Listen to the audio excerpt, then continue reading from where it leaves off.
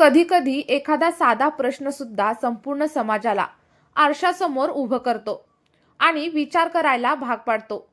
आपण लग्नात नेमकं काय पाहतो?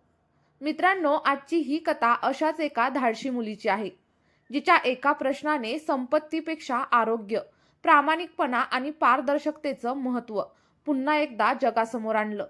विदर्भामधील निरंजनपूर या छोट्याशा शहरामध्ये सिया देशमुख नावाची एक साधी पण स्वाभिमानी मुलगी राहत होती. कुटुंब अगदी मध्यमवर्गीय होतं. वडील वर्कशॉपमध्ये कामगार, आई शिवणकाम करून घराला हातभार लावणारी. पैशांची कमतरता होती, पण घरामध्ये संस्कार, कष्ट आणि शिक्षणाची श्रीमंती होती. सियाने आयुष्यातील प्रत्येक टप्प्यात संघर्ष पाहिला होता, पण तिने कधी हार मानली नव्हती. कष्ट करून तिने BSc नर्सिंगची पदवी मिळवली. स्वतःच्या पायावरती उभं राहण्याचं स्वप्न पाहिलं. पण तिच्या आयुष्यातील सर्वात महत्त्वाचं स्वप्न होतं तिचा जोडीदार फक्त श्रीमंत नसावा, तर प्रामाणिक, समजूतदार आणि तिच्या आयुष्याला साथ देणारा असावा. एके दिवशी मध्यस्थाचा फोन आला. कोकणामधील सुप्रसिद्ध उद्योगपती अनिरुद्ध करकरे यांचा मुलगा रोहित करकरे याची सियासाठी मागणी आली असं असल्याचं सांगितलं गेलं. घरामध्ये आनंदाचा माहोल पसरला. नातेवाईक म्हणू लागले, आपली सिया आता राजा महाराजांसारख्या घरामध्ये जाईल. बंगला, गाड्या, नोकर-चाकर, काळजीचं काहीही कारण नाही. सगळ्यांच्या चेहऱ्यावरती समाधान होतं, पण सिया मात्र शांतच होती. कारण तिच्या मनामध्ये अद्याप 2 वर्षांपूर्वी घडलेली एक घटना जिवंत होती. तिची जिवलग मैत्रीण ऋतुजा हिचं लग्न. ऋतुजाचं स्थळ देखील असंच श्रीमंत घरचं होतं. सगळं काही परिपूर्ण. पैसा, प्रतिष्ठा, मोठं कुटुंब, परदेशात जाण्याचं आश्वासन. लग्न स्वप्नासारखं पार पडलं. लग्नानंतर काही आठवड्यातच एका रात्री सियाला ऋतुजाचा फोन आला. तिचा आवाज रडक्या स्वरात थरथरत होता. ती म्हणाली, सिया, मला फसवलं गेलं. माझ्या नवऱ्याची तब्येत खूप वाईट आहे. त्याला गंभीर आजार आहे आणि हे सगळं लग्नाआधीपासूनच माहीत होतं, पण कुणीही मला सांगितलं नाही. ऋतुजाचा नवरा बाहेरून निरोगी आणि दष्टपुष्ट दिसत होता, पण त्याला व्यसनाचा त्रास होता आणि त्याचा आरोग्यावरती खोल परिणाम झाला होता. लोभ, प्रतिष्ठा आणि समाजाच्या दबावात लग्न ठरवताना कोणालाच आरोग्याबद्दल विचारण्याचं धाडस झालं नव्हतं आणि याची सर्वात मोठी किंमत ऋतुजाला मोजावी लागली. ही घटना सियाला आतमधून हादरवून गेली. तिने मनाशी ठरवलं, मी लग्न करेन, पण माझ्या अटींवर. सत्य लपवून नाही.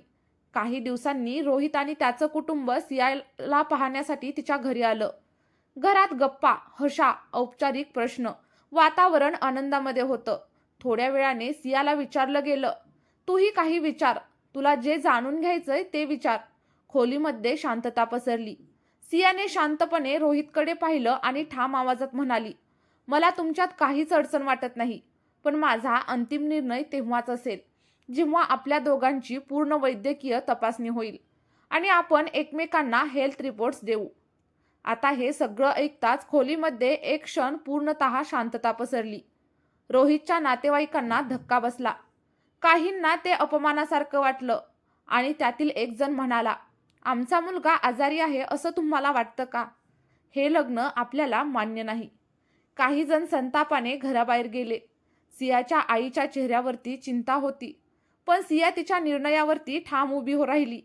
तिच्या चेहऱ्यावरती भीती नव्हती, तर स्वतःच्या आयुष्याबद्दलची जबाबदारी होती. काही मिनिटांनी रोहित पुन्हा आतमध्ये आला. त्याच्या चेहऱ्यावरचा राग गेला होता. त्या जागी शांत विचाराचा भाव दिसत होता. तो सियाकडे पाहून म्हणाला, सिया, आधी मला वाटलं तू चुकीचं बोललीस, पण विचार केल्यानंतर मला जाणवलं तू बरोबर आहेस. लग्न म्हणजे आयुष्यभराची भागीदारी आणि भागीदारीमध्ये पारदर्शकता खूप जास्त महत्त्वाची असते. मी तयार आहे मेडिकल चेकअपसाठी. आपण दोघेही चेकअप करून रिपोर्ट देऊ आणि मगच निर्णय घेऊ. त्या क्षणी खोलीमधील वातावरणच बदललं. तणावाचं स्थान समजूतदारपणाने घेतलं. ज्या प्रश्नाला लोकांनी अपमान समजलं होतं, त्याच प्रश्नात आता सर्वांना अर्थ दिसू लागला. सियाने फक्त स्वतःसाठीच नाही, तर समाजातील प्रत्येक मुलीसाठी एक नवा दृष्टिकोन निर्माण केला. कारण पैसा आणि प्रतिष्ठेपेक्षा महत्त्वाचं असतं ते म्हणजे आरोग्य, सत्य आणि प्रामाणिकपणा. लग्न म्हणजे फक्त 2 कुटुंबाची जोड नाही, तर दोन व्यक्तींच्या आयुष्याची जबाबदारी असते आणि ती जबाबदारी स्वीकारण्यापूर्वी सत्य जाणून घेणं लाजिरवाणं नाही, तर शहाणपणाचं लक्षण आहे. मित्रांनो, जर तुम्हालाही वाटत असेल की लग्नामध्ये फक्त पैसाच नाही, तर सत्य, पारदर्शकता आणि आरोग्य देखील तितकंच महत्त्वाचं आहे, तर ही कथा तुम्ही तुमच्या मित्रपरिवारासोबत आणि तुमच्या कुटुंबासोबत नक्की शेअर करा. तुमचं मत कमेंटमध्ये लिहायला विसरू नका आणि तुमच्या मते हेल्थ रिपोर्ट आवश्यक आहे का, हे देखील मला नक्कीच सांगा. आणि अशाच विचार करायला लावणाऱ्या कथा ऐकण्यासाठी आपल्या चॅनलवरती जर तुम्ही नवीन असाल तर चॅनलला सबस्क्राईब करायला विसरू नका.